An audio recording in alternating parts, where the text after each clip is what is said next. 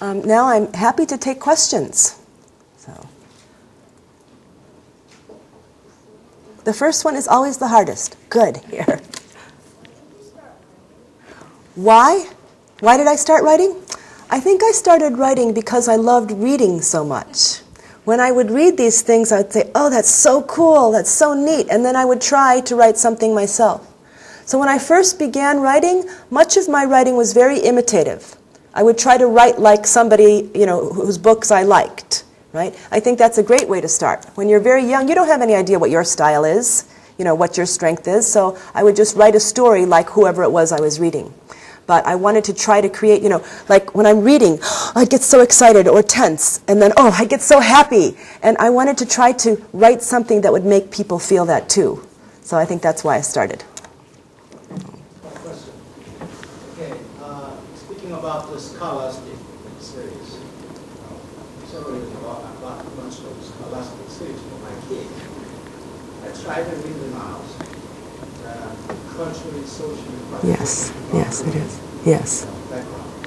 So it's very harder for them to understand, particularly in addition to they have a cultural background, also vocabulary level, and the structures not a big part of it for Korean kids. Yes. So I'm not able to judge in advance if I see your books, but Korean kids are not that much to understand the background. Yes.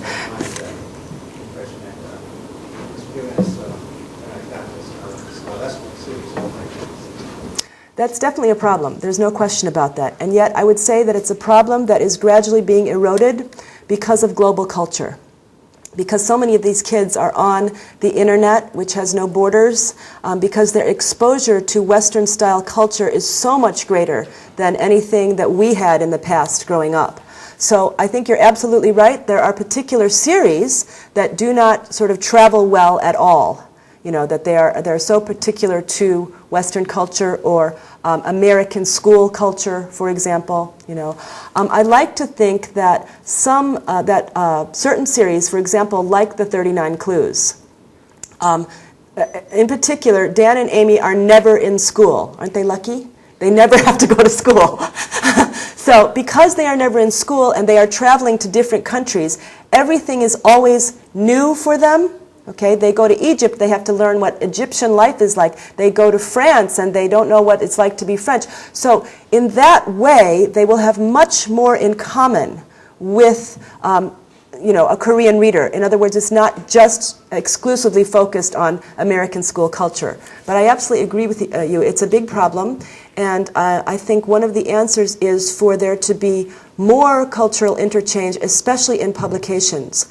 I know that here in Korea you get many books that are published first in the US and in England, which I think is a great thing. I would like to see much more of it go both ways. I would like to see Americans get more books that have been written by Koreans and people all over the world. In other words, basically for children's publishing to catch up with what is happening in the internet world. But I think that maybe now today's young people would have perhaps a little bit less problem than people of many years ago who grew up pre-internet, because so much of Western culture is more familiar to them now. So thank you for your question. Yes? How do you decide a character's personality? How do I decide a character's personality?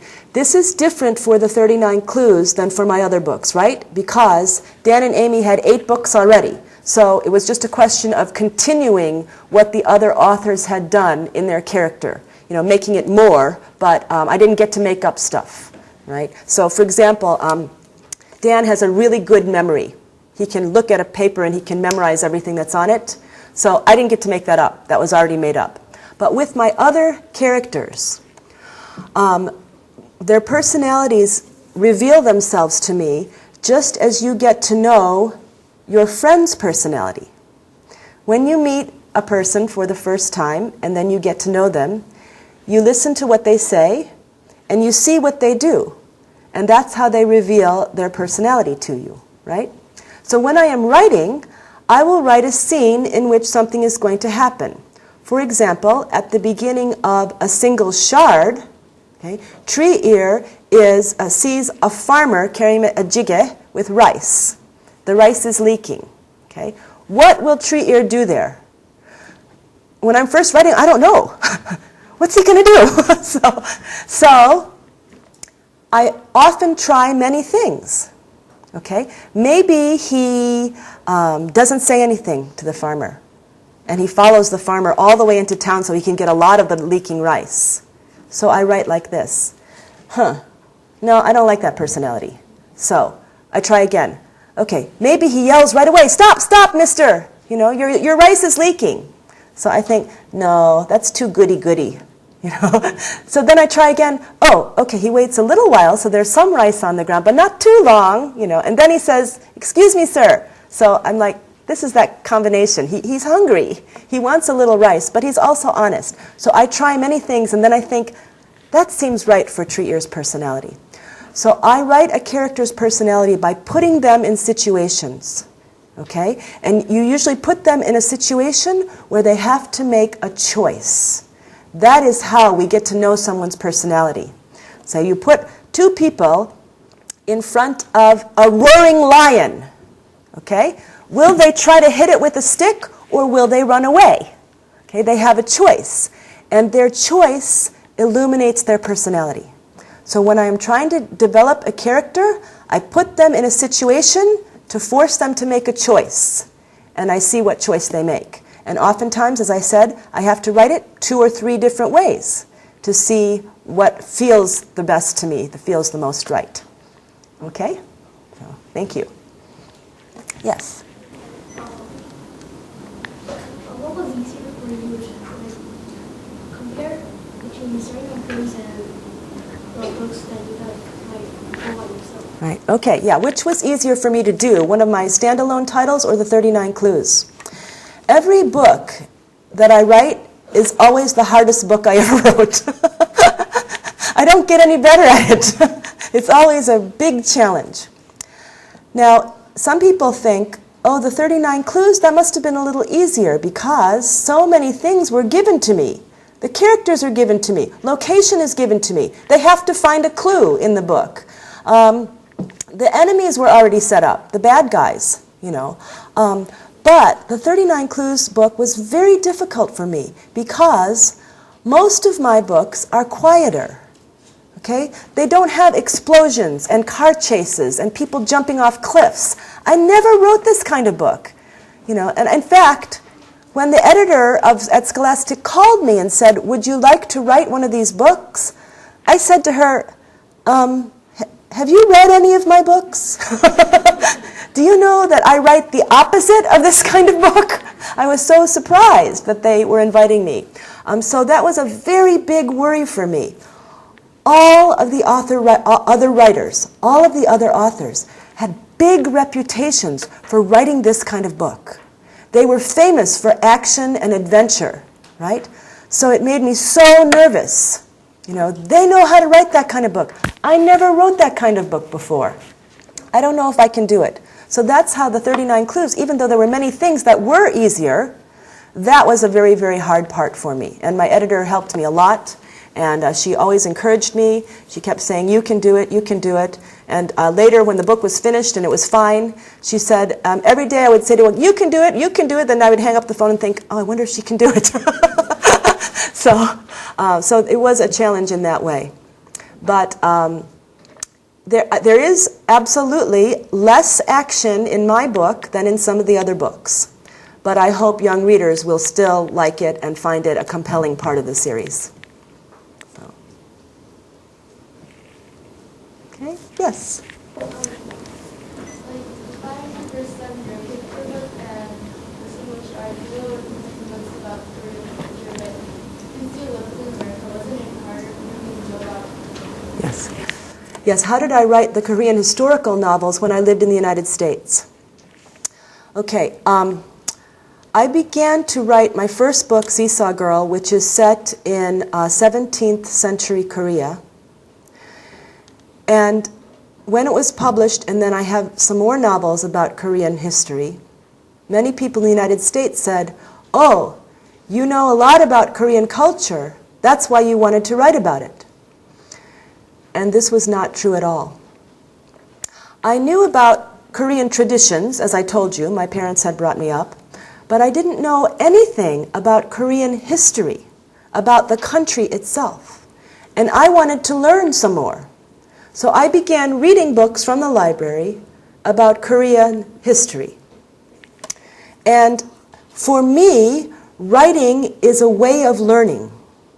If you're going to write something down, you have to think hard about it, and you have to think clearly before you can write it down. So writing about something helps me learn. I was writing down just little notes and things about what I was learning in my reading. And there were so many things about Korean history that I found so interesting. So I thought maybe other people would be interested in learning about this too, so maybe I could write a book, that's about something from Korean history. So it is not because I was an expert. It's like the opposite. I was not expert that I began to write my books about Korea. Now, what's very important to me is I am limited to resources that are available in English because I cannot read Korean. This is a huge handicap. There are many excellent collections in the libraries in the United States. And many places in the United States have a fantastic system called interlibrary loan. So I'm in my house in my small town in upstate New York. I can go to my small local library and fill out a form, and they can get me books from Cornell University and Columbia University and many of the best universities through a system called interlibrary loan. So I have access to the excellent university collections in their East Asia departments. Also, many libraries have great resources online. So in addition to books from Columbia and Cornell, I can examine certain materials at UC Berkeley, at the University of Hawaii, at UCLA, which have very good Korean history collections. Once again, though, still only in English. Sometimes I would come across something that looked very important in Korean, and I would get a copy and I would send it to my parents. And my parents would read it and then send me back notes about what they thought I might need to know. So they were helping me. My father says he is my research assistant. He would like to be paid. Okay. When you add all that together, I decided I would only write fiction, not nonfiction. Okay? Fiction is at least half imagination. Okay? I would only write fiction because of my limited ability to research. I did not feel confident about writing nonfiction. Second thing, I would only write about historical Korea. I would not write about contemporary Korea. I don't know it well enough. This is my third visit in my lifetime, right? I think it would be very presumptuous for me to write about contemporary Korea unless I could come here and live for a couple of years at least, right? So, historical Korea, nobody can go there anymore. Or anybody can go there. So I can go there as well as anybody, within certain limitations. So that's why, this is a very long answer to this young lady's question, but that is why I choose to write fiction only, and only fiction set in ancient Korea, or my most recent one is Korean War Korea. And my books have mistakes. They have mistakes that are, I hope, not big mistakes, but they're definitely mistakes that are a result of mostly doing my research in English. For example, in a single shard, in the American edition, Tree Ear mentions that in a garbage heap he finds a carrot. Okay, this is set in 12th century Korea. You did not have carrots here until the 16th century. Okay? A reader wrote to tell me this. I'm like, why do you know that? Okay, this is not an important detail, but I hate that I made that mistake. Okay? In the Korean edition, they have substituted turnip, which you did have here in the 12th century. So I hope the mistakes I make are not big mistakes, but there are definitely mistakes. And I have probably over the years maybe 5 maybe 4 or 5 Korean readers who have written to me to say, you have a mistake, so, and I'm always disappointed in myself, but I'm very grateful to them for pointing it out to me. So, yes? Hi, my name is Karen, and I teach English to little kids, and it's not about 39 clues, it's a personal question that may I ask you? Sure. I would like to know how you became a writer, like when you decided to, and also I'd like to know about if you have any plans to write other books for kids, because I love your book about bibimbap. Yes. Because not only because of the rhyming words, so nice to teach kids, and also the sequencing, right? And as you said, the supporting character, like a dog, kids love to Yes. do that. Yes. So I just love that book. So I Thank you. want to know if you have any other plans to publish kids. Okay, thank you. For the first question, I have 2 different answers. When did I decide, or how did I decide to become a writer? I decided to become a writer when I was 4 years old. That is one answer. And I decided to try to write my first book when I was 37. So this is a late start for many writers. Many people know that they want to be writers, say, in their 20s. I always liked writing so much that I had many, many writing jobs. I was a journalist. I worked for newspapers and magazines. I worked in public relations as a writer. I worked teaching English as a second language and writing English language learning materials. My favorite job before this one is I was a food journalist. I got to write about food. So, bibimbap was a real thrill for me. But I didn't decide to write my first book until, as I said, I was 37. It was actually my husband who helped me. He said to me, you sometimes talk about writing a book, and you have been talking about it for many years. Please just shut up and do it. So that made me realize I was talking about it and not doing it, and maybe I would never have a book published, but I wanted to be able to finish one at least. And yes, in addition to the new 39 Clues books, I have 2 more picture books coming out. One will be next fall, so that's fall 2011. The title is The Third Gift. It is more like The Firekeeper's Son. It's a serious story in a picture book form.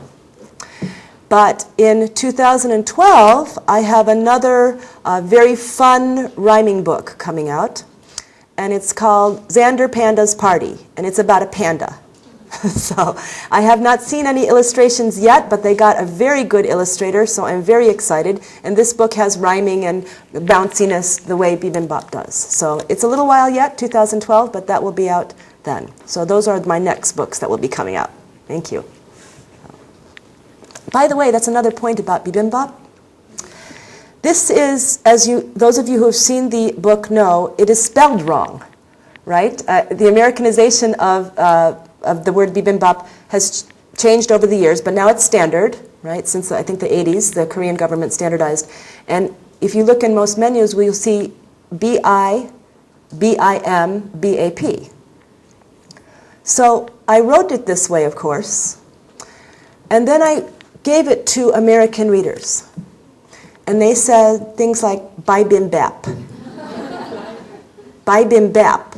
I was like, oh, no, that's terrible. It doesn't even rhyme, and they would not read it the correct way.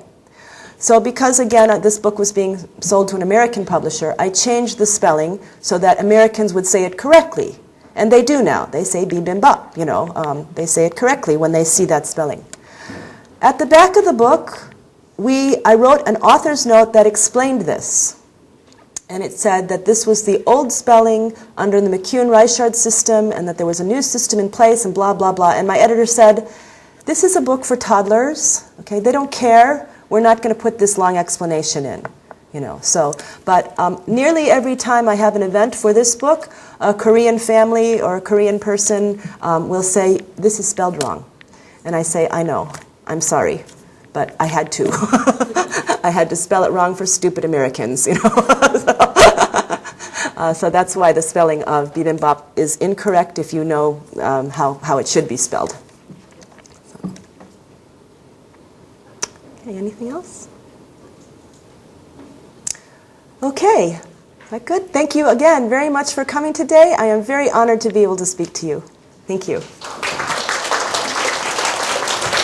감사합니다. Is that right? Yeah.